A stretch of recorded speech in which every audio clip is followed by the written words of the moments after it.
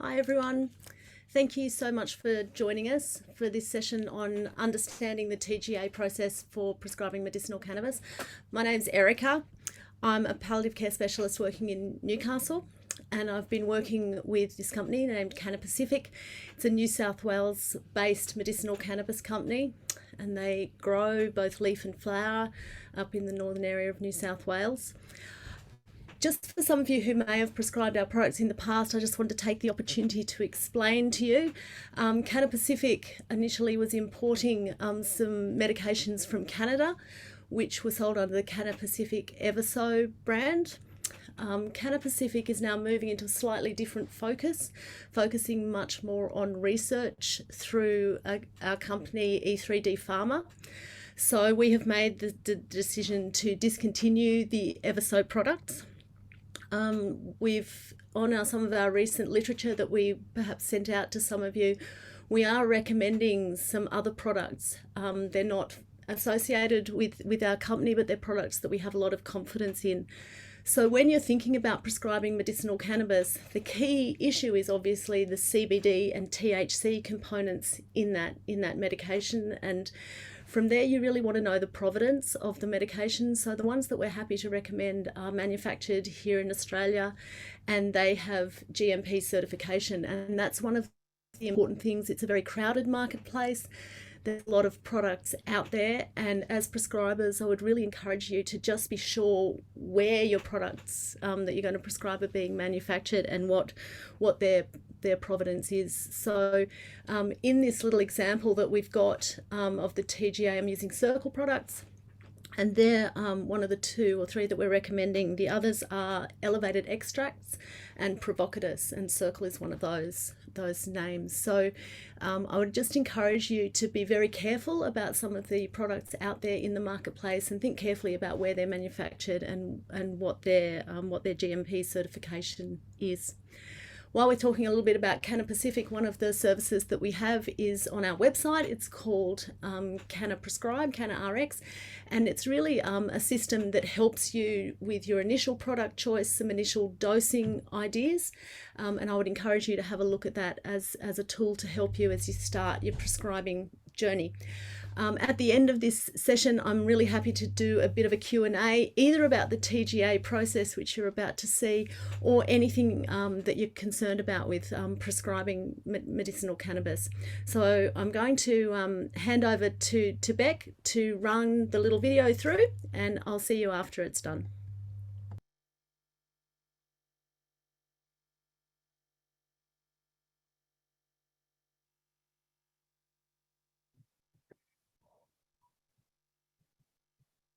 Hi everybody, thanks for joining us. So the main purpose of this session is just to get you a little bit more familiar with the TGA Special Access Scheme application site. This is the online service that you use to get your authority to prescribe medicinal cannabis. So if you Google the TGA Special Access Scheme, it'll take you to an area where you can register, and it'll ask you very simple information. So it needs your medical registration number, importantly not a provider number, so it's not Medicare linked, but your registration number, your practice address, phone number, your name. Once you enter those details, you'll be provided with a log-on for the site, and this will take you to the home screen, which you see in front of you. The main area for us is the Special Access Scheme dashboard, and this allows you to see a list of all the applications that you've done for medicinal cannabis, and it will tell you whether the TGA has been submitted or whether it's been approved or whether it's still under review. So I'm going to take you through a new submission. So we click here where it says New Special Access Scheme Submission. The very first entry here is sharing submission, and this is something that I think is particularly useful. So what the TGA allows is for you to connect to other practitioners who perhaps you work with, or importantly through to pharmacists that may be the people who are accessing and providing the medication that you're prescribing. When the TGA approves your submission, they will actually send that approval back to you in email form. And you need to go through and find that email and provide it to the pharmacist. If, however, you've linked through the TGA site, the pharmacist can monitor your submissions. They can't in any way change them or edit them, but they can monitor them. So when that approval comes back, the pharmacist can automatically match your TGA approval to your script that you've given them. And it saves you an awful lot of time chasing those things up. So I'm going to click here in the lookup bar, select a pharmacy that I'm familiar with, and then this submission will be shared with that pharmacy. So am I the prescriber? Yes, I am. And here come the details that have been preloaded into the TGA site. So all of my address and my medical registration number is preloaded. So save and next. Processing, thinking. So what are you prescribing? It's a medicine. When we have active ingredients, from the point of view of medicinal cannabis, the search engine doesn't work if you put in CBD, cannabidiol, or THC. What you really need to do is know the name of the product that you're looking up.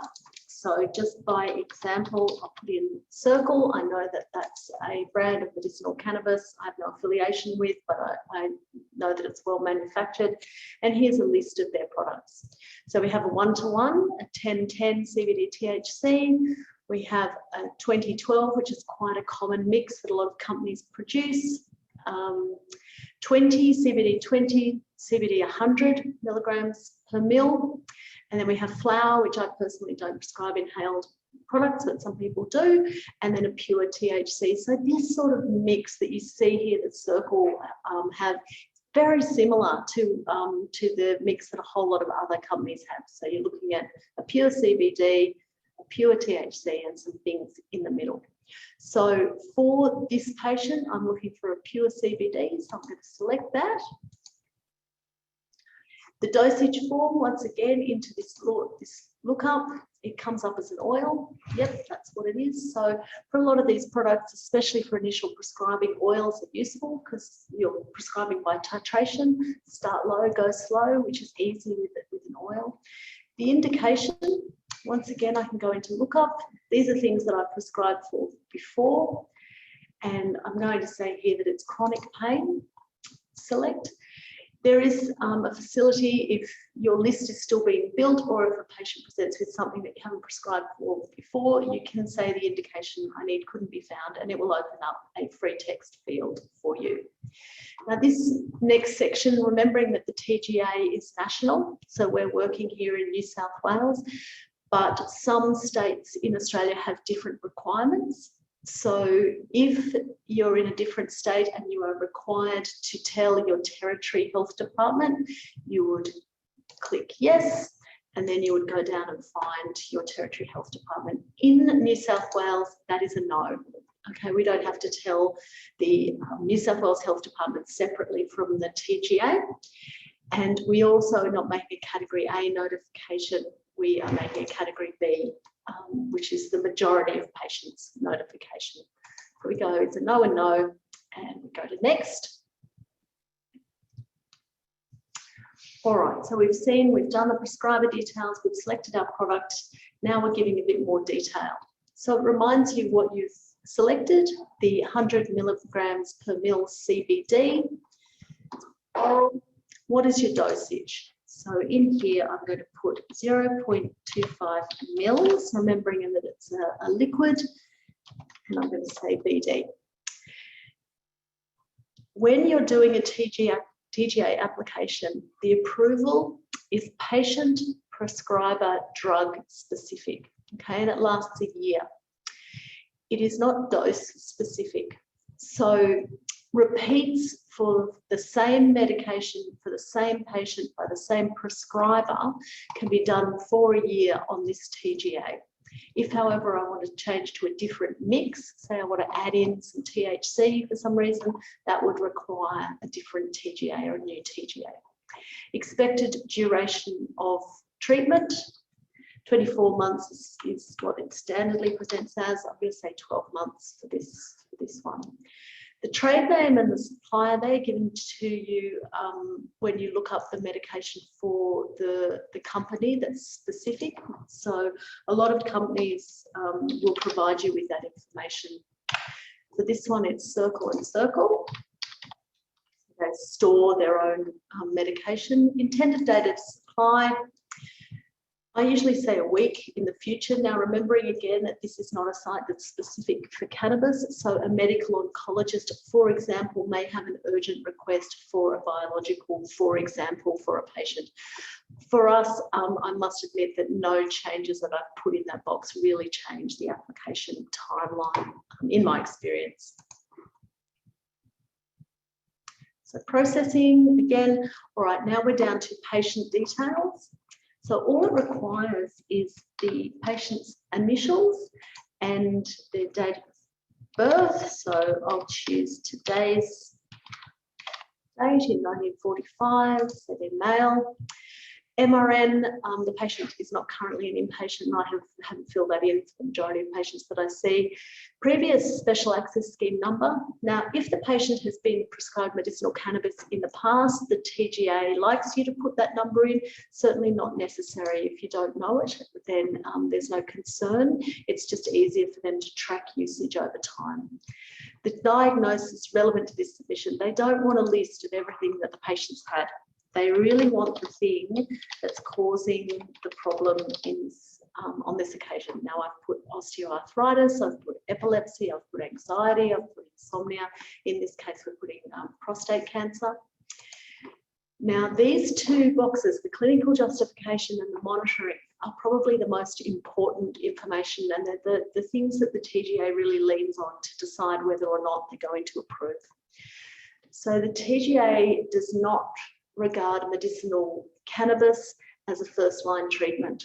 So they want to know what else the patient's on, what else you've tried that justifies your request for medicinal cannabis. So you'll see my very poor typing skills here. So I usually say that they're on regular paracetamol.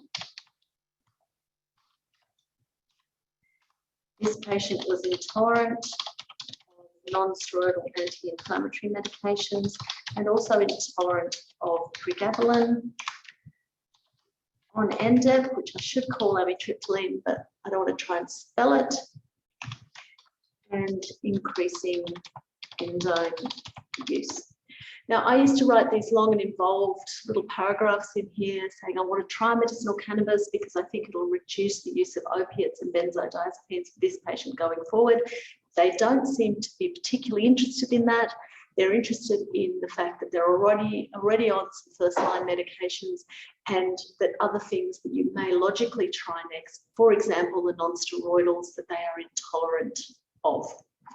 Monitoring, the TGA just wants to know that you're not going to send a patient with a new script for medicinal cannabis off into the wide blue yonder and never follow them up. So I usually put in that they're seeing their GP. And I might put in that I'll give them a phone call. And to palliative care nursing. This again does not have to be exhaustive. If you say GP review 2 weeks, that will be sufficient. If you leave it blank, it is likely that the TGA will refuse that application. Do you have any recent reports? No, I have, I guess, in maybe prescribing for 70, 100 patients, I have added a report twice, and the reports that I've added have been in the setting of requesting very high THC doses. So that's the psychoactive form of medicinal cannabis.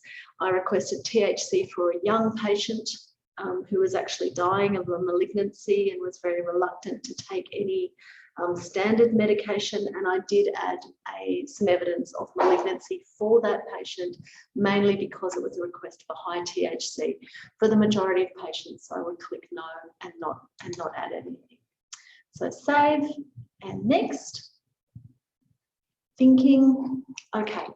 So at this point, we're down to summary. And the site gives you a nice summary of what you've done. So I'm sharing it. That's me. This is where I am. This is what I'm choosing, what it is, what it's for.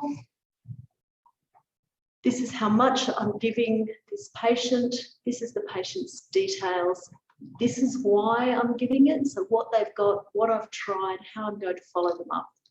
At this point, it says, do you understand what you're doing? And you go, yes, I do. And at that point, you click submit. I'm not going to do that for this patient because I've forgotten their actual date of birth. And I don't want to submit another TGA for them. But you will click submit. And at that point, if we went back to our dashboard, then we would see that new application at the top here, and it would say under review. And at the time when that's approved, it would then come up into this column as completed. So that's the process. And from here, I'd really like to take any questions about medicinal cannabis in general or about the TGA. So thank you.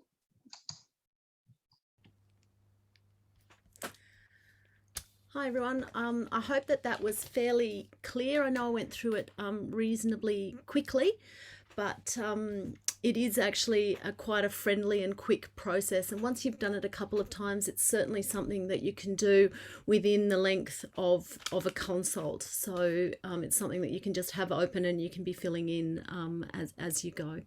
So really happy to take any questions regarding medicinal cannabis or regarding the TGA Special Access Scheme process, if there's anything that you want to ask.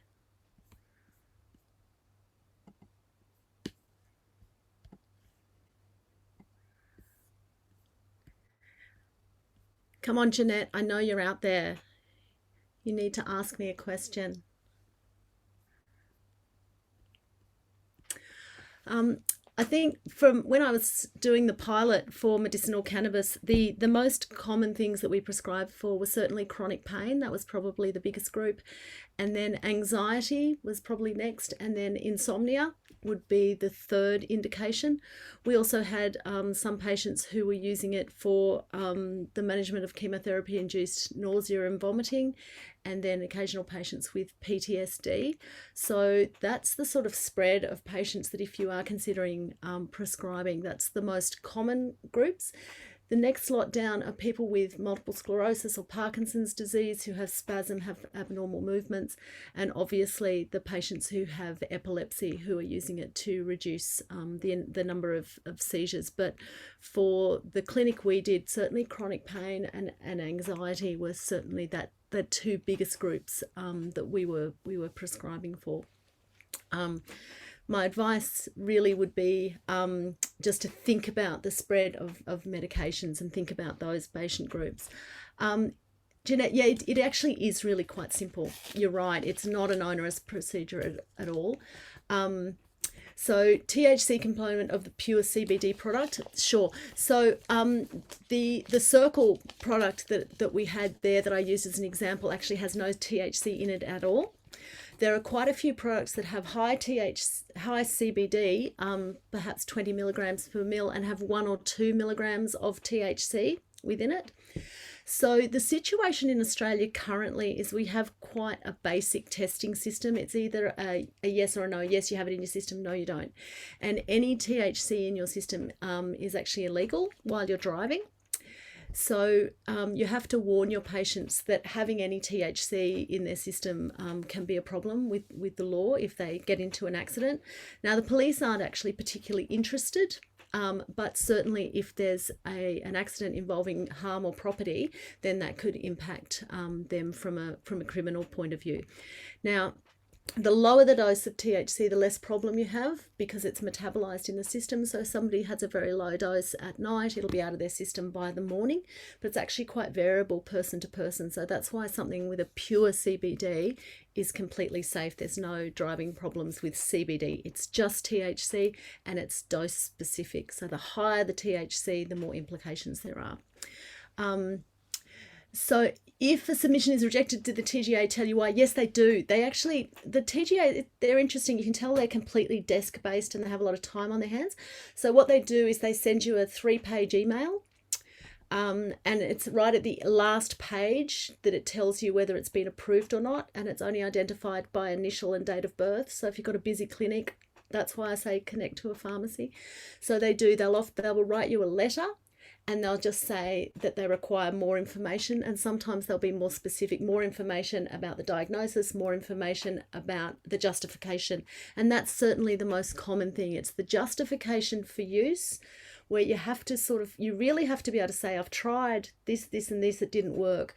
To the point with people with anxiety, you really want to be able to say what antipsychotics or anxiolytics you've tried and why they've been contraindicated, why they haven't worked. But they do give you an indication of the information that they're looking for. And certainly higher THC products, they're a little bit CBD. They don't seem to be so concerned. Understandably, higher THC, they're more concerned.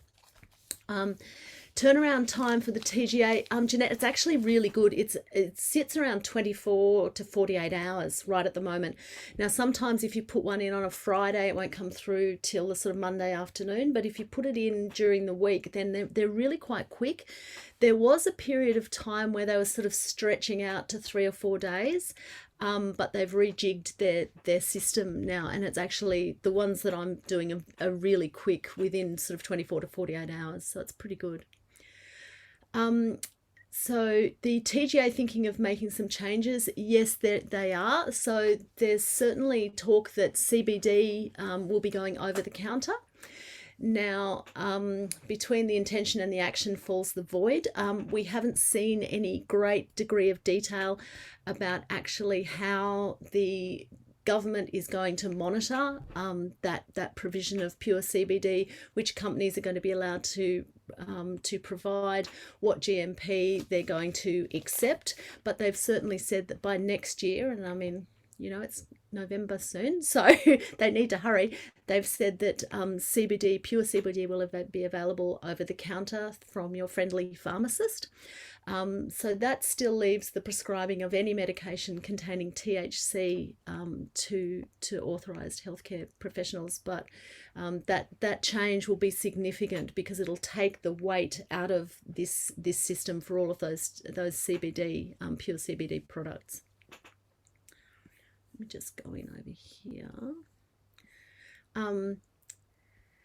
So you see the patient and then send them a notification. Yes. So what I do, Jeanette, and this is just what I do, is I see the patient. I tell them I'm putting in if they're suitable.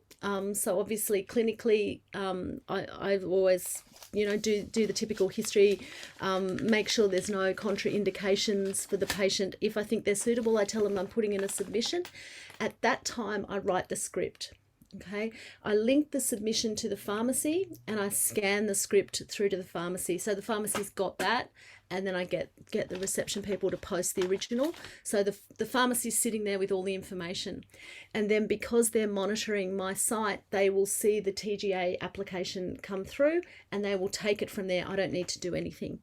Now, if the patient is living in somewhere afield, and they have a specific pharmacist that they want to deal with, and I'm not linked to that person through the TGA, then that means that I have to wait for the approval to come in.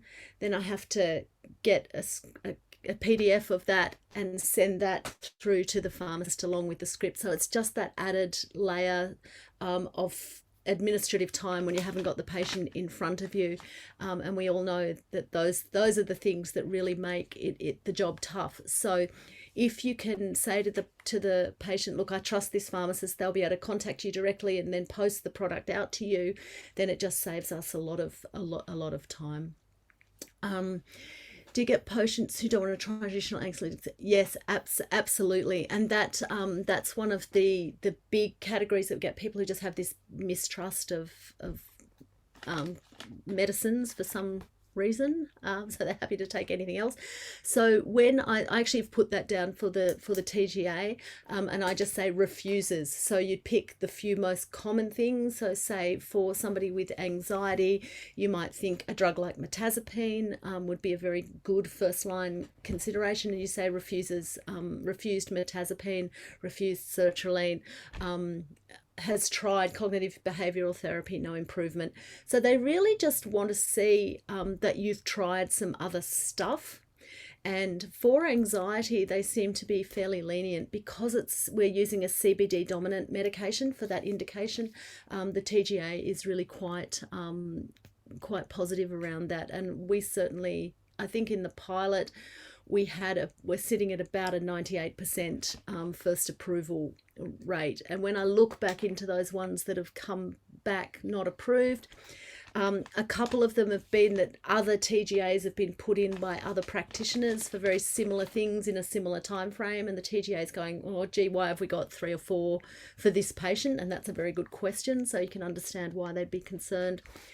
And then patients who are requesting higher THC loading.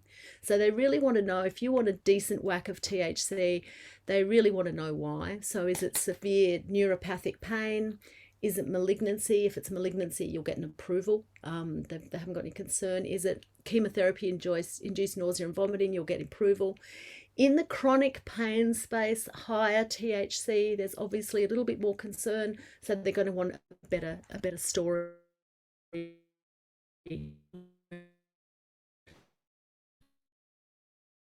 From my experience, the vast majority are approved on the initial application. So can you check if people are doctor shopping for these products? Look, I think the TGA can certainly look and match approvals, because that has come up with one patient that I can think of where they had multiple TGA approvals, and they matched on the initials and the date of birth. But other than that, I don't think there's any service that allows you to monitor for that. And I think the thing to remember with medicinal cannabis, you'd have to be a bit of a twit to try and doctor show through the appropriate TGA process. So you can just go and get this stuff off the street. It's not as clean, it's not as safe, it's certainly nowhere near as effective, but it's certainly available. So this fear that prescribers have of people, wanting this reasons, in practice doesn't really bear out, because it's so freely available. Street cannabis is so freely available. The majority of street cannabis that you can get is either diluted or adulterated, sometimes both. And we certainly see patient groups who, for example, here the Church of Ubuntu is renowned for supplying cannabis. They dress it up as medicinal. It's not. They have no idea what's in it. And patients will get a batch that is beneficial to them. They'll get a next batch where either they don't get benefit, or worse still, they get side effects. So they might get an which has 2% THC, their next batch might have 8% THC. If you're an elderly person with chronic pain, that's enough to make you confused. Add to that all the pesticides and the rat poo and the goodness knows what else is in it. It's much prescribed cannabis, but because of that illicit market, we don't see prescribers inundated with drug seeking. So that's not a concern that that prescribers are reporting back to us at all, which is good. So hopefully we can get some nurse practitioners like net out there, and some, I think, nurse practitioners and GPs who really know their patients well and know the patient groups, and are used to having to deal with the really tough conundrum, which is chronic pain. Cancer pain, there's lots of things you're allowed to use, but chronic pain is really difficult. I think that's why particularly GPs are the cornerstone of good prescribing for this going forward. And it's been tough that the government hasn't really made it particularly easy for GPs in particular to get the tools they need. So hopefully understanding a bit more about the TGA can prescribe on our website and follow that through. It allows you to just go through in teaching mode. You don't have to do anything with it, but you can put patients in, look at what medication doses are recommended. And when you're prescribing medicinal cannabis, there's only 3 sorts. There's pure CBD. Other end of the spectrum, there's pure THC, and there's stuff in the middle, and companies will try and convince you that there's a special or there's this unique. I would just encourage you to look at the provenance of the medication. Where's it grown? Where's it manufactured? And can they show you GMP certifications or properly made? There's a lot of products out there. Some of them are very nicely labeled and nicely packaged, but they actually can't prove GMP for you. So that's the key thing to look at. And from there, it's CBD versus THC percentage. And people get to know the medications and get one favorite, but a lot of them are very, very, very similar. The nurse practitioner thing, as far as I know, no, there's no barriers to that. But I would be really interested to talk to you more about that. I'm not sure who the best person for us to get latest information initially. But my understanding is that you're able to prescribe. So just like you would for Ordine or any of those things that you're able to prescribe, I think that the TGA is accepting of that. And I think there is a couple of nurse practitioners working in aged care who are prescribing, because the data around the management of polypharmacy in the aging population, and particularly in patients with dementia, is really encouraging. So a medicinal cannabis product can replace a whole lot of things that we might be using for sleep, for anxiety, for nausea, and for chronic pain. So I think we've seen a growth of, say, mirtazapine being used in aged care, so it helps people sleep, does a bit for nausea, does a lot for anxiety, and we're seeing a similar role for medicinal cannabis. You can often replace that little dose of amitriptyline, that little dose of pregabalin. There's escalating doses of Panadeine Forte with CBD dominant medications. So practitioners are really finding that a low dose of CBD dominant medication is replacing a whole lot of polypharmacy. Oh, sorry, Jeanette. Yeah, the internet as well. Yeah, look, dementia is a really interesting patient group, particularly because they're not able to be prescribed the opiates, and we find that there's a lot of polypharmacy. So we get a lot of aged people on a bit of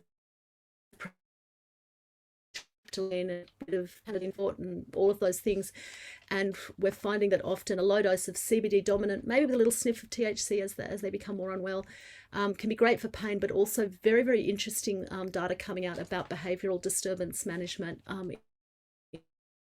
in something we'll see a lot more of in our working life. So very useful. Has anybody else got any other questions, anything specific about the TGA or the special access scheme? And anything about medicinal cannabis generally? Any questions clinically? If you've got a patient that you're particularly thinking about, then I'm happy to have a go at which medications you might be thinking of prescribing. I think the way to think of it is CBD is a very calming thing. So it calms things down through the nerve membrane.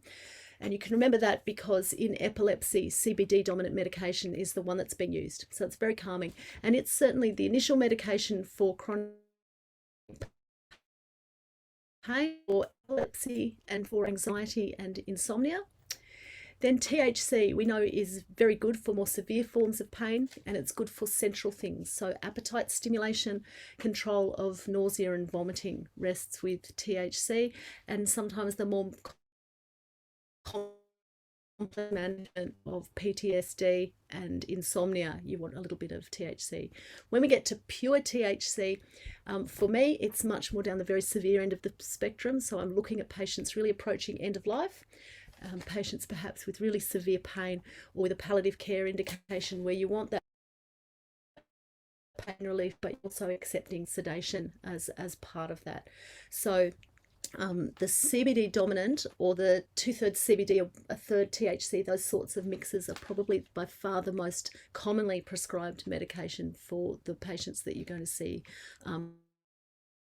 in primary care. And that's certainly the TGA puts out data of what's being prescribed, and certainly CBD dominance with perhaps a little bit of THC, or getting to 2/3 CBD, third THC. That's the mix that the majority of practitioners are prescribing. So look, thanks everybody. If there's any other questions, otherwise I think, Beck, we can probably think about wrapping that up now, unless there's any last minute thoughts that have slipped into your mind. You'll catch up and talk about this a little bit further. If anybody else wants to reach out, I'm reasonably good at answering my email, so please reach out, and happy to help you out with any clinical questions that you may have as well. So thanks, guys.